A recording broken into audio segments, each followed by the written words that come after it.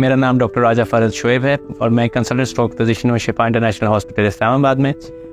आज मैं आपको स्ट्रोक या फालिज के बारे में बताऊंगा।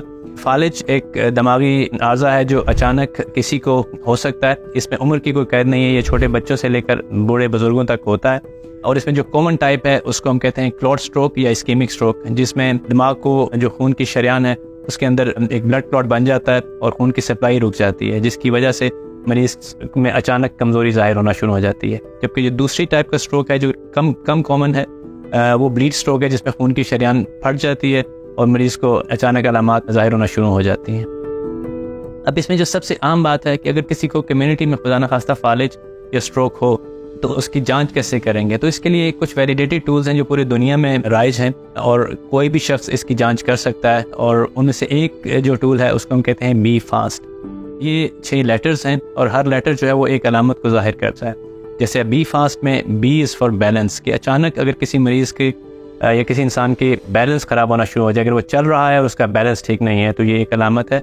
साथ में आइज़, आंखों की मूवमेंट ख़राब हो जाए, मरीज़ को दिखना कम हो जाए, चाहे वो आधी नज़र जाए या पूरी नज़र चली जाए, या उसको ब्लरी नज़र आना शुरू हो जाए, तो ये एक आम अलामत है। उसके बाद फेस, अगर किसी भी शख्स का अचानक चेहरा टेढ़ा हो जाए, वो बात कर रहा है और चेहरा एक तरफ खींच रहा है, वो हंस रहा है और उसका चेहरा एक तरफ खींच रहा है, ये एक अहम अलामत है।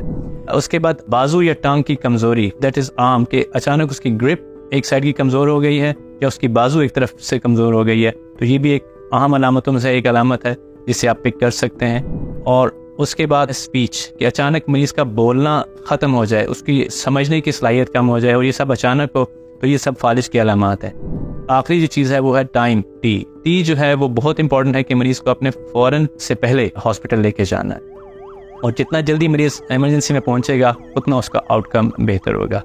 अब अगर मैं शिफा का यहाँ पे जिक्र करूँ तो अल्हम्दुलिल्लाह पिछले तकरीबन 9 से 10 साल में हमने शिफा में बहुत से पेशेंट्स जो हैं उनको हमने स्ट्रोक केयर प्रोवाइड की है और हमारे पास यहाँ पे एक फुली स्टाफ्ड स्ट्रोक यूनिट मौजूद है। अल्हम्दुलिल्लाह पेशेंट इमरजेंसी में आता है तो इमरजेंसी में अगर मरीज़ क्वालिफाई करे तो उसको हम TPA या जो टिश्यू प्लाज्मा एक्टिवेटर है, जो क्लॉट बस्टिंग मेडिकेशन है, वो भी प्रोवाइड करते हैं। इसके अलावा अगर किसी मरीज़ को लार्ज वेसल ओक्लूजन या खून की बड़ी शरियान बंद हो तो स्टेंट की मदद से हम वो क्लॉट रिट्रीव भी यहाँ पे कर सकते हैं, वो सहूलत भी हमारे पास मौजूद है। हमारे पास यहाँ पे एक फुली कॉम्प्रिहेंसिव स्ट्रोक सेंटर है जो कि स्ट्रोक यूनिट है, जिसमें एक मल्टी डिसिप्लिनरी टीम एक मरीज़ का ख्याल रखती है, जिसकी वजह से मरीज़ का जो आउटकम है और उसके बेहतर होकर घर जाने की जो चांसेस हैं वो बहुत बेहतर हो जाते हैं।